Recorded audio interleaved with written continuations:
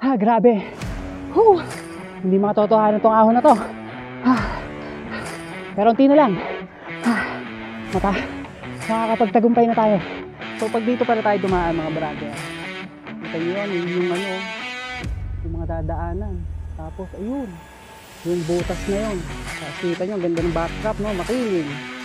Kaso nga lang, ang problema dito, sobrang init. Sunod na naman tayo.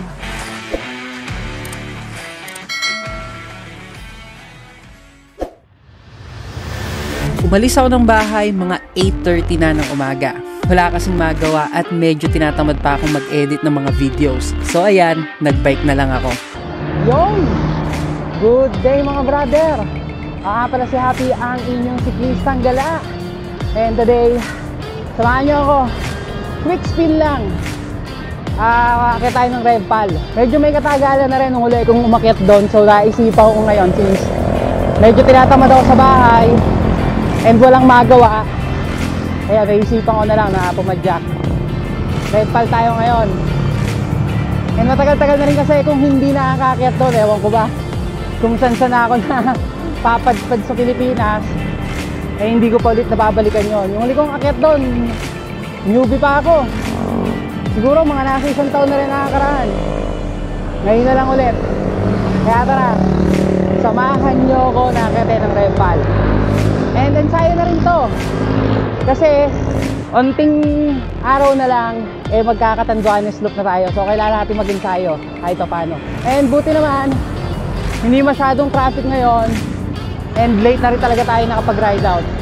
Kaya siguro ganun. Time check, ang oras ba? 8:32.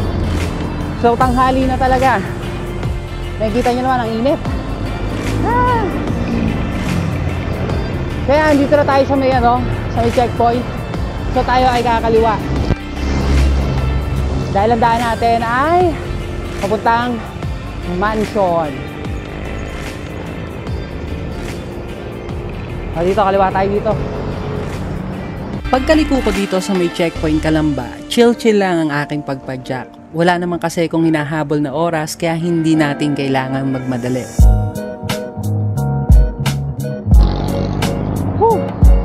Init!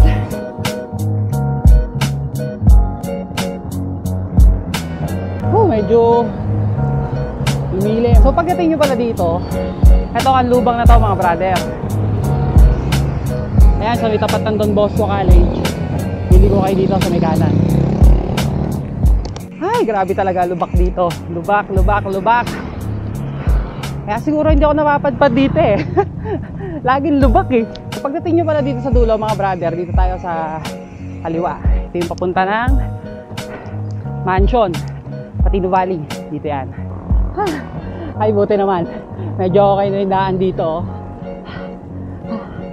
Medyo maayos ang padyakin. Kaya talaga, ang hirap. Lago to halugan lahat ng parte ng katawan ko eh. Pero to okay na, good sa to. Dire-diretso lang ako ng pagpadyak dito at medyo sumisikat na rin ang araw kaya medyo mainit na rin talaga. Dagdagan mo pa nung walang masyadong puno sa paligid kaya ayan, salong-salo natin ang init ng haring araw. Medyo maganit-ganit din tong lugar na to. May gradient to, hindi lang halata.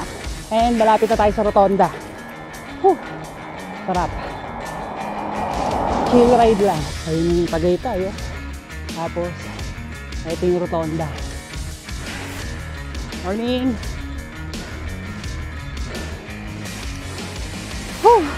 Natapos din yung mahabang may gradient na yun, ang haba na. Kasi dito na tayo sa may rotonda. So ito yung rotonda. So kakanan tayo. So yung unang likuan dito, ang alam ko yun yung Pano Valley. Doon tayo sa pangalawa. Kasi yun yung Marcos Mansion. So yan yung Pano Valley. So diretso lang tayo. And doon tayo sa pangalawang likuan. Ito makikita nyo, Canlubang and Country Club, Canlubang Golf and Country Club. Dito tayo. Lubak agad Ayan. Medyo may kahabaan pa din naman itong daan na to at kitang-kita nyo naman putok na ang sikat ng araw. Saktong-sakto din yan para sa ating heat training. At habang nandito kayo, namnamin nyo na yung kapatagan dahil after nan, umpisa na ng mga ahon sa Rempal. Ay grabe, medyo mahaba din to. Yun ang init. Nakakalaspag. Pero sa ibang dulo nito, din tayo ligaw pa kanan. Medyo matarik na agad dyan yung papuntang Marcos Mansion. Sana tanda ko pa. Ay, sa wakas tapos din yung mahabang daan na to. And eto na tayo mga brother. Ayan na, yung papunta ng Marcos Mansion, yung nilikuan. Kita nyo naman, umpisa pa lang matarik na. So dyan tayo aahon. Sana kayanin natin. So ito ng ahon.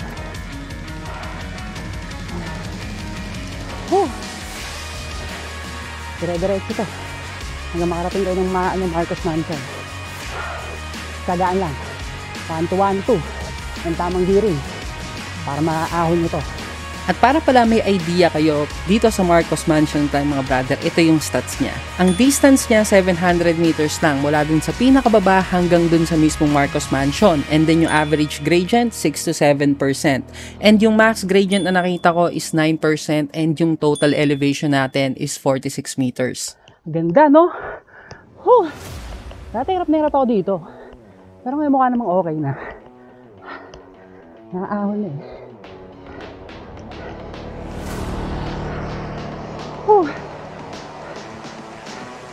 Ito medyo okay na dito. Ay grabe yung ahon na yun. Maikli lang naman, so tolerable. And after nyo maahon doon, recovery. Tapos ito ni Mansion. Tambay muna tayo bago tayo maahon.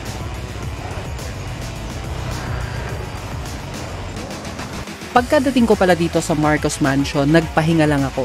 Tapos may nakilala tayong isang follower natin sa FB. Shoutout ulit pala sa'yo brother Kevin, kita-kits ulit tayo sa daan. After ko pala magpahinga dito ng bahagya at may pagkwentuhan ay balik na tayo sa Padyakan. May dadaanan lang tayo ditong gravel road. Maikli lang naman yan, then after nan balik rakrakan ulit. Ito ang ahon natin. And shoutout nga pala daw sa mga nakilala natin sa Marcos Mansion. So isa nyo mga brother and ride safe. And tayo ay aahon na. Wala pa tayo sa kambal ahon. Pero ang init. Ay grabe. Pero heat training na rin to. Saktong-sakto to. So yun mga brother, ito yung unang kalbari natin. Ang kambal ahon. Ayan na.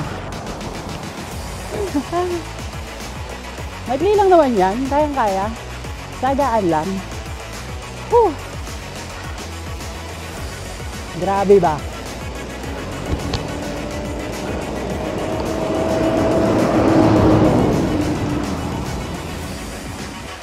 Para pala may reference kayo mga brother, ito yung stats ng Kambal Ahon. Ang distance niya 620 meters lang mula dun sa pinakababa hanggang dun sa pinakatuktok ng Kambal Ahon. And yung average gradient 5 to 6%. And yung max gradient na nakita ko 7% lang and yung total elevation natin is 31 meters. Mas maikli ito kaysa dun sa ahon sa Marcos Mansion. At kung naahon yung Marcos Mansion, sisiw na to sa inyo. Ang problema lang dito ay wala masyadong puno sa paligid. So pag inabot kayo ng tanghaling tapat, siguradong salong-salo nyo ang init ng araw. Pagkatapos nyo sa Kambal Ahon, puro banayad na yung mga susunod na ahon sa kalagitnaan ng Rempal. Kaya hayayay na lang ang inyong pagpadyak. So ito palang bandang gitna ng Rempal mga brother. Banayad lang yung mga ahon. So chill lang dito. Ang feeling ko yung unat, yung huling parte lang naman na makunat dito eh. Tiyagaan lang. Daanin sa 1-2-1-2. And proper gearing. So far medyo tolerable pa. Hindi kami sa dire-diretsong ahon. May mga recovery. Nakakalaspag tong init. Grabe. Wala dito na tayo mga brother. Asa may kasili na tayo. And para pala may idea kayo dito sa ahon sa Rempal mga brother, ito yung stats niya. Ang distance niya 10.31 kilometers. Ang average gradient 4 to 5%. And yung max gradient na nakita ko is 14% and yung total elevation natin is 480 meters. And after pa ng mga ilang ahon-lusong ay eto na mga brother na andito na tayo sa pinaka-exciting part, ang sikat na 2 kilometers of pain.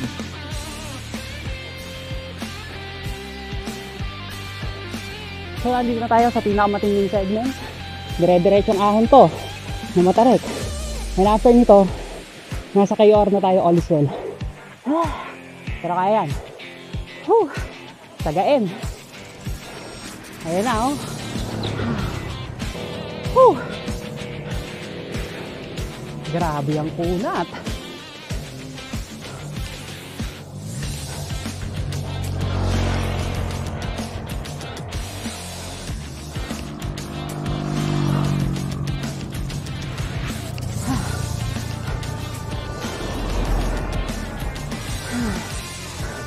Grabe kunat.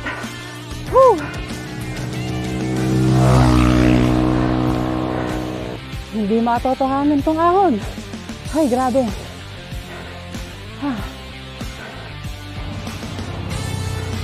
Konti na lang. Konti na lang.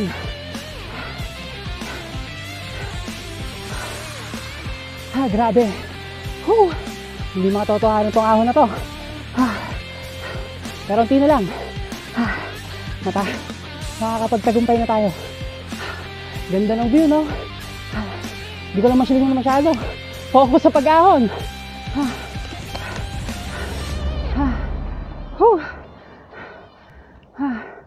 Ay, sa wakas tapos na.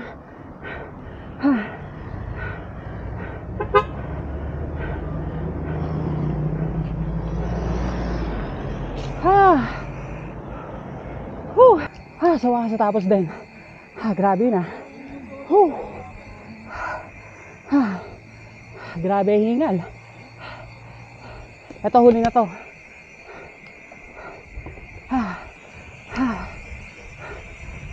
Ito na yung pinakahuling ahon. After nito, nasa all is well na tayo. Tingnan nyo naman yung view.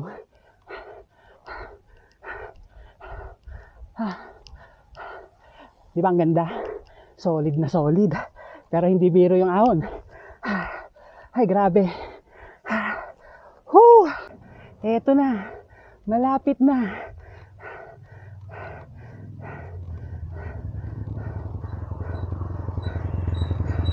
Konti na lang. Tagumpay na tayo.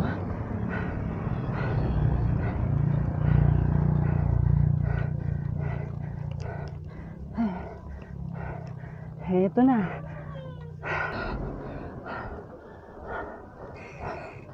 Ay, sa wakas. Umabot rin.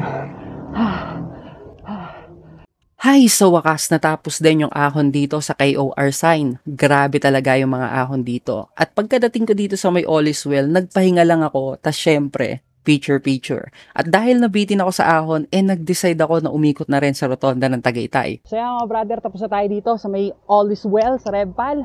Diretso muna tayong Tagaytay. And then, ang naiisip ko is dun tayo bababa sa Mabato para malapit na rin makauwi sa bahay. At hindi pa rin naman ako nakakalusong doon. Matry na rin yung Snake Road sa Lusong. Mula all is well hanggang rotonda ay meron pa tayong 10 kilometers at mga pangilan-ngilan na ahon. At kahit nahihirapan ako sa pag-ahon dito, pag napapalingon naman ako sa likod, sulit na sulit yung mga view na nakikita ko. Grabe, ang ganda dito, no? Ang ganda ng view. Hindi yun yung paalas in the sky. Grabe.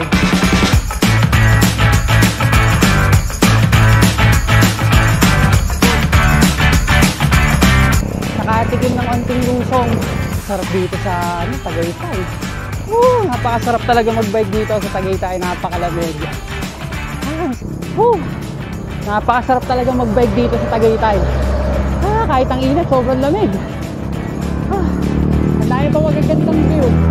Kaya sulit na sulit yung ahon mo Siguro ikot lang ako ng rotonda ng Tagaytay, tapos doon ako bababa sa may Mabato. Hanap lang ako magandang spot para picturean yung bike ko. Whew, grabe.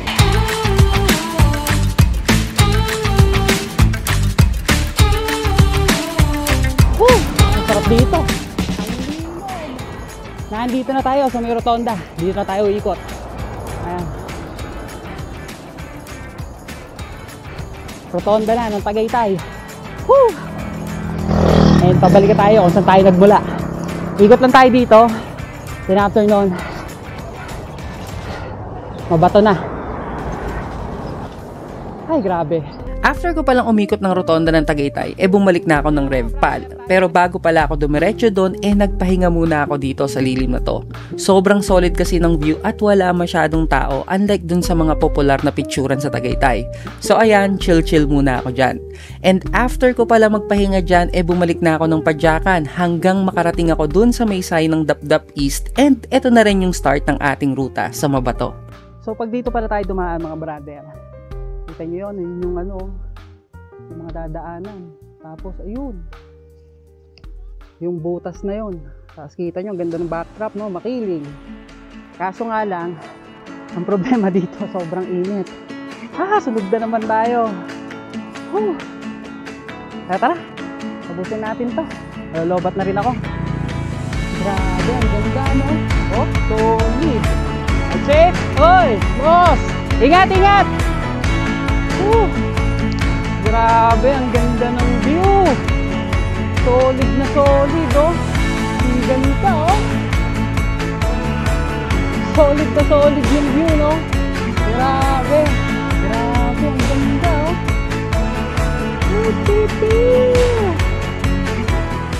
Bago pala kayo makarating ng Snake Road ng Barangay Mabato, ito yung makikita nyo na view. Sobrang solid pagmasdan yung bundok ng Makiling at talagang nakakapawi ng pagod. Pero kung mapapansin nyo, wala rin masyadong puno sa paligid kaya laspagan talaga yan pag inabot kayo ng tanghali sa daan. At pagkadating ko pala dito sa Snake Road ng Barangay Mabato, dito nagpahinga muna ulit ako para uminom ng buko juice. Kanina pa kasi talaga ako nagke-crave nito.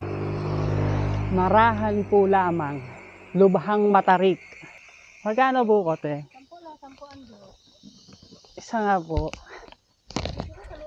After ko palang magpahinga dito at uminom ng buko juice, bumalik na ako sa Padyakan. Pero bago yon, inakay ko muna yung bike ko.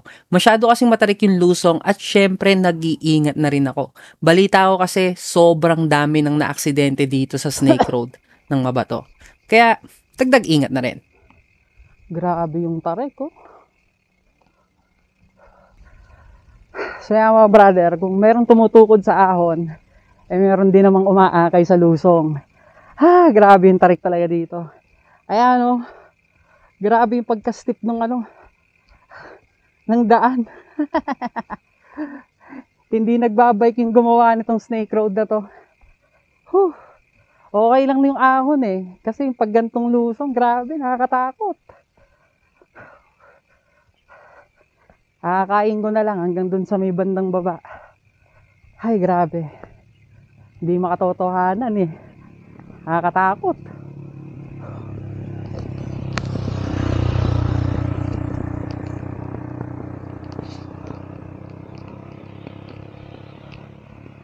Sobrang steep. At kung dito kayo dadaan mga brother sa Barangay Mabato, ito yung stats niya. Yung distance niya, 4.15 kilometers. Ito yung mula sa tulay hanggang dun sa may sign ng Dapdap East. And yung average gradient niya, 7 to 8%. And yung max gradient, sobrang tarik, 23%. And yung total elevation nyo is 313 meters. Dire-diretsong lusong na to mga brother hanggang makarating tayo dito sa may sign ng Barangay Mabato. After nan, may dadaanan ulit kayo na gravel road bago kayo dumating ng tulay. Konting ingat lang dito since loose gravel siya at yung ibang part ay talagang hindi kumakapit yung gulong. At ako naman, dire-diretso na akong lumusong hanggang makauwi ng bahay. Solid. Ito na. Malapit na tayo makauwi. Ganda dito eh. Hintayin na lang. Ito yung pinakamahirap na part, yung gravel. Yun, sa wakas. Tapos na ang ating RevPal Tagaytay Mabato ride. Andito na ulit tayo sa Kalamba and dire-diretsong lusong na to. Salamat naman. And mukhang uulan. Saktong-sakto lang siguro yung tapos ng pagbabike natin kasi paulan na rin. At dito ko na rin po pala tatapusin ang ating vlog mga brother. Maraming salamat po sa panonood. And shoutout po dun sa mga bagong subscriber at follower natin sa YouTube at Facebook. Maraming salamat sa inyong suporta. Ingat kayo sa daan mga brother. Ride safe palagi. And kita-kits sa daan. Maraming salamat.